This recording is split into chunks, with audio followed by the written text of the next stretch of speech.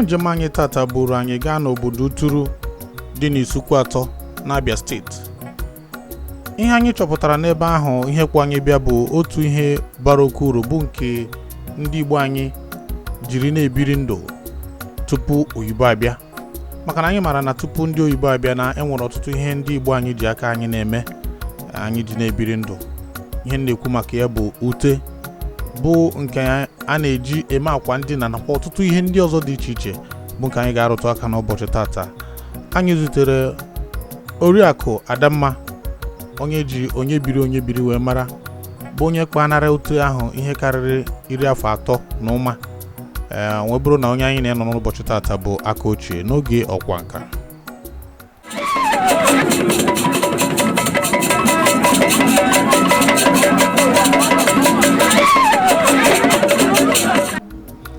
Dịka anyị maara, ọ dị ọtụtụ ihe dị iche iche eji ute eme n'ala Igbo, mere na ezinụlọ ọbụla ị batara ị ga-ahụnata ute.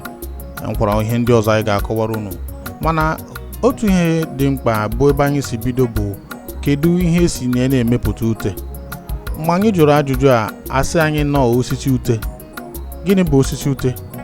Mgbe na-enye ebe a, maka na osisi anyị na-afụ ihe a na-akpụ ya bụ ute, ejikwa ya na-akpụ ute.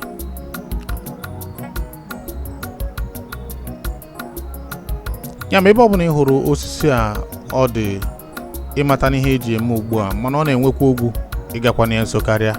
Adị ama.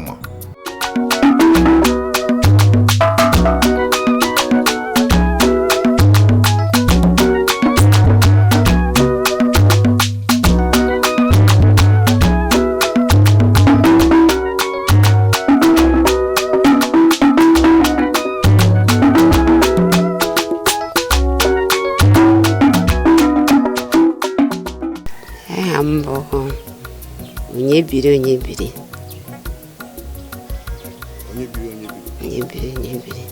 ụfọdụ na-ama ha nwere ike iche na afọ a na-etu etu.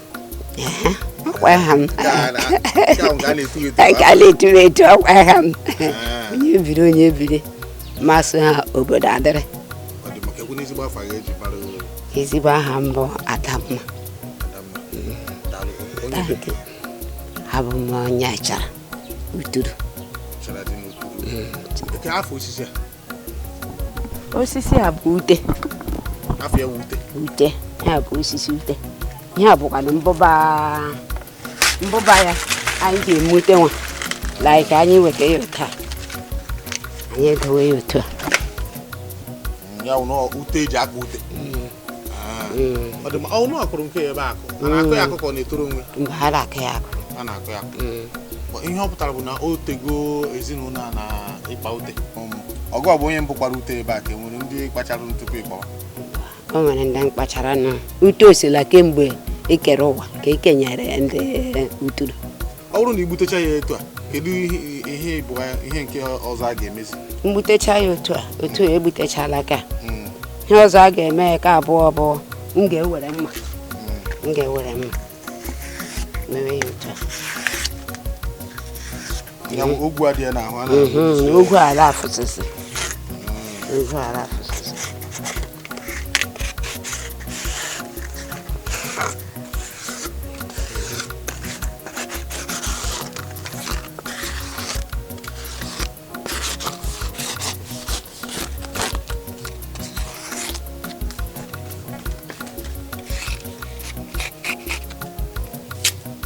Ogwu apụchala ka ugbu a. Etu ogwu pụchara ya, ekezi ihe ọzọ. Etu ogwu m fụchara ihe ọzọ ka atọ ya bụzi m ga-agba ya n'anwụ. Dozie ebe anwụ ga-achị ka ọ kpọọ nkụ. Ihe dị ka afọ one ka ị kpagoro ya? Akpara ukwele m 20 ka 30 years. Ya bụ na ibido eri mgbe ị ka ebidoro m mgbe anyị ka bụ nwatakịrị. Ị ka dị na nwa ụmụ agbọghọ. Mana ụmụ agbọghọ nke kịta ha aka na-ekwe ozugbo atinye anya na ihe gbasara ikpu ute. Mba. Maka gịnị kwa? Ha sị nwe gịnị nna ya.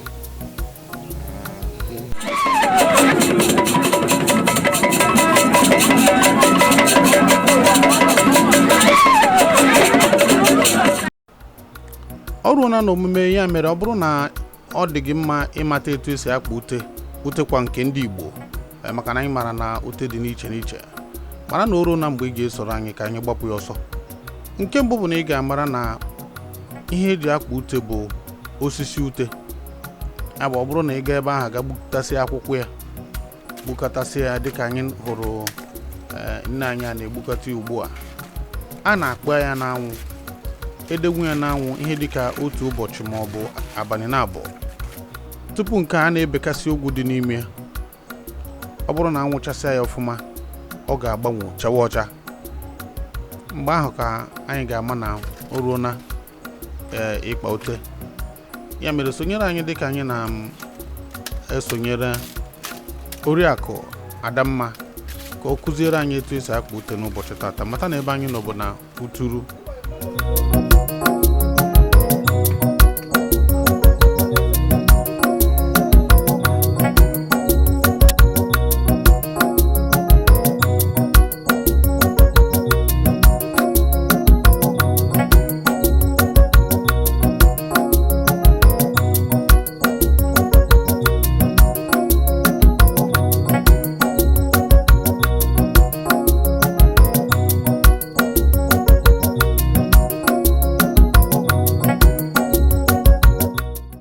Osisi ị na-ahụ eji na-akpa ya bụ ute abụghị na osisi na-adị n'ute, kama na ọ bụ ihe eji ebido ya.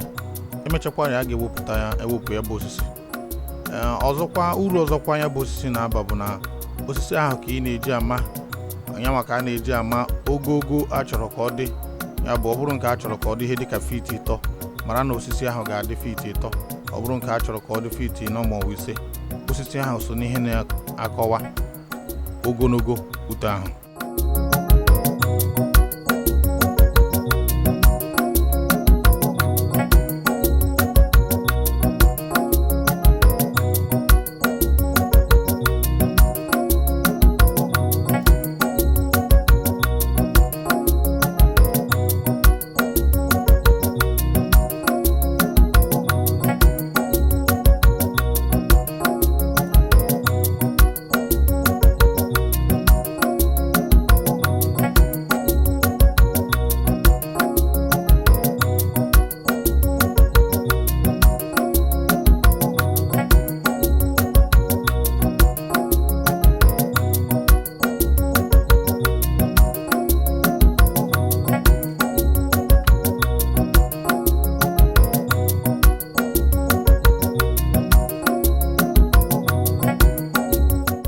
Ihe a mụrụ amụ karịrị ihe a gwọrọ agwọ.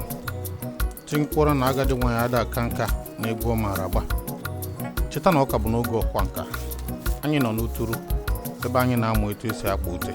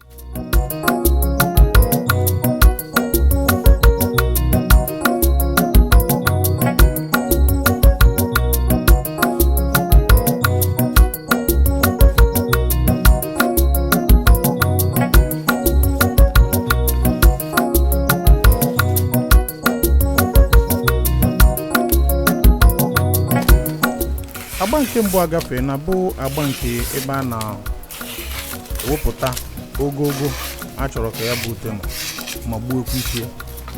Agba nke abụọ ka a na-abatazi ugbu a bụ mgbe a ga-ejizi mma gbawasịwa ya bụ akwụkwọ ute. Nke a ga-eme ka a mara ka ya bụ ute ọ ga-agba kịrịkịrị ka ọ ga-ebutu ibu. Ịkpa ute bụ ihe na-enwe ntachi obi, ndidi na mmadụ ịgbado anya n'ihe ọ na-eme. ya mere ọ bụrụ na ị gbado anya ị ga-aghọta ihe dị n'ịkpa ute n'ụbọchị tata.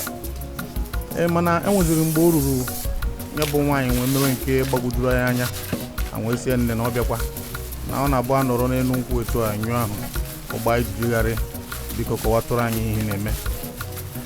Ọ kọkwara anyị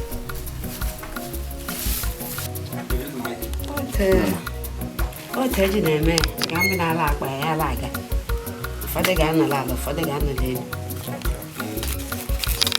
Mgbe mmiri ute ahụ a ga-agbata,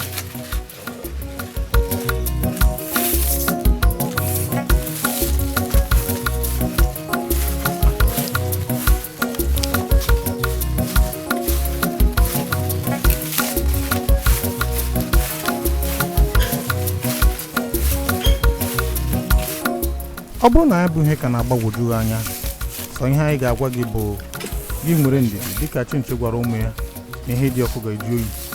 Nkwa anyị na-ekweghị bụ na tupu anọsịa n'ụbọchị tata na ị ga-amụtarịrị etu esi akpa ute.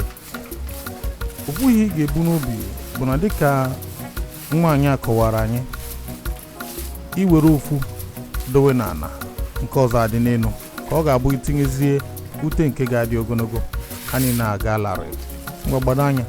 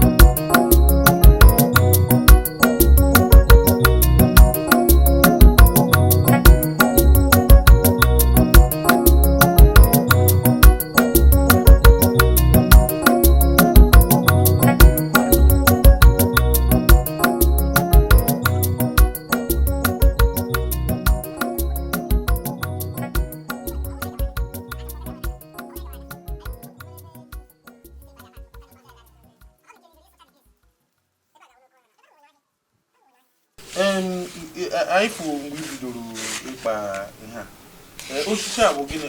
Nwere osisi ọ na-adị n'ute? Mba, osisi a adịla ute, ọhịa eji eweji ya ka ọ ghara emesịsị amesịsị. Mmetụ iwe osisi ọ ga na-amakata ọnụ. Ya bụ na osisi a bụ ihe ọ ga-abụ itinyezie emechazi iwepụ ya ọgwụ ya.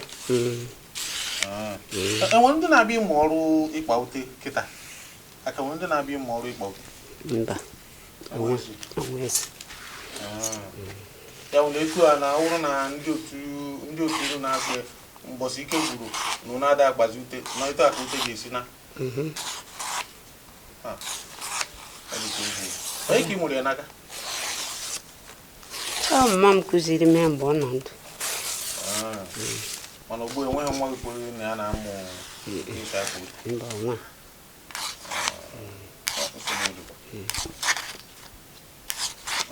Nke anyị na-akpa kịta ya na nke ọzọ bụkwa ofu? Yala ya bụ ofu. Ya bụ osisi a ka ị na-eji mara ogogo nke ọbụla ga-adị.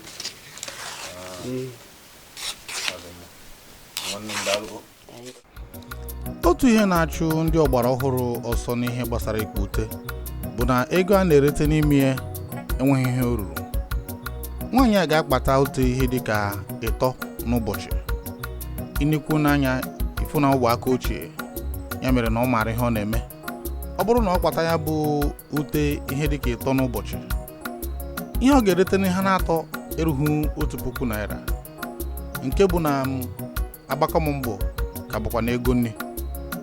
Anyị mara na ọtụtụ ndị mmadụ ka na-achọ ute Igbo anyị, ya bụ ndị maara ya mgbe gboo, mana ọ bụrụ na agadi nwaanyị dị etu a bụ onye maara nke ọ na-eme, agaghị enweta ihe karịrị 1,000 naira. Ka ezi ka etu ndị ọgbara ọhụụ dị etu a bụ ndị chọrọ ego mbute ga-esi tinye anya n'ịmụ ya bụ ọrụ, ebe a maara na ịrụchakwa ihe niile ị ga-arụ na ihe na-apụta n'ime ya erughị etu uche ha si dị, ego ha kwesịrị iji mee ihe bara uru dịka etu ọgbara ọhụụ a si dị. Uru ọ bara na anyị wepụtara unu ihe a bụ ka onye ọbụla mara na ihe abụọ ọdịnala, ihe abụọ dịwara gboo, bụ nke si n'aka fere aka wee rute anyị aka. Ya mere anyị agaghị ekwe ka ọ nwụọ, maka na enwezuga idina, ọ dịkwa ọtụtụ ihe eji ya na-eme. Ndị na-eme ịmụ ihe onyonyo, ndị na-eme ọtụtụ ihe dị iche iche iji wee gosipụta ọdịnala Igbo. Ọ na-abụkwa eruo achọwa ute.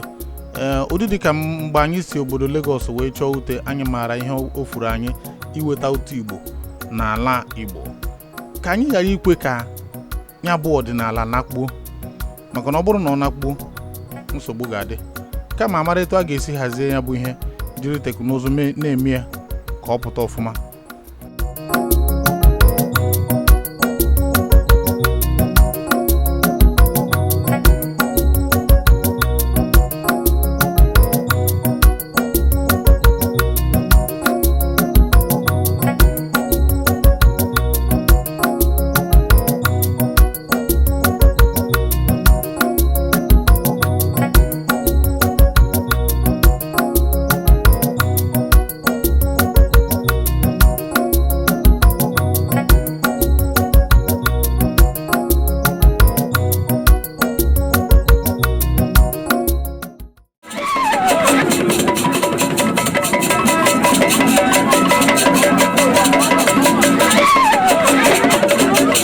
Ọ dị mma ịma ewezuga idina ala, kedu ụmụ ihe ndị ọzọ eji ute emegasị mmadụ nwere ike iji ute mee?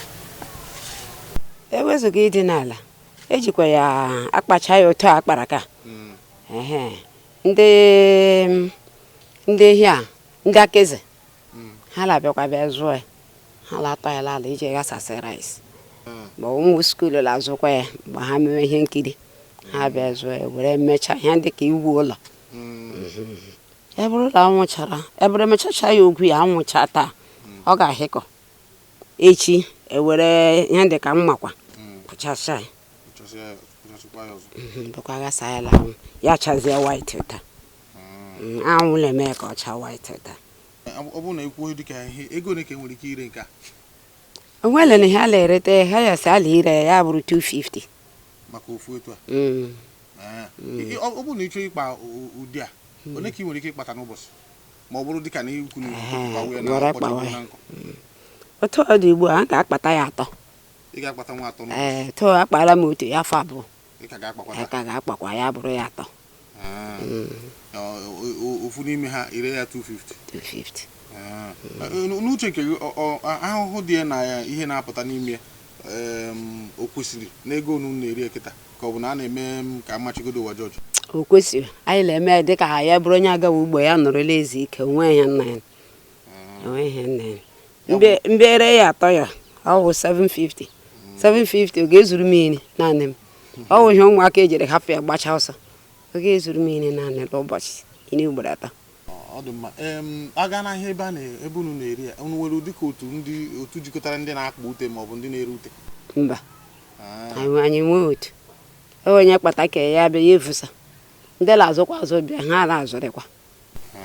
Ka ebe a na-esigazi ndị na-abịakarị obodo a bịa ịzụ ute, ha na-esicha ebe niile ndị iche iche, ndị pọtụ la-abịakwa ya, ndị Aba la-abịakwa ya, ụmụ ahịa la-abịakwa, Isukwetọ la-abịakwa, ha na-ebu ibu la-abịala ahịa.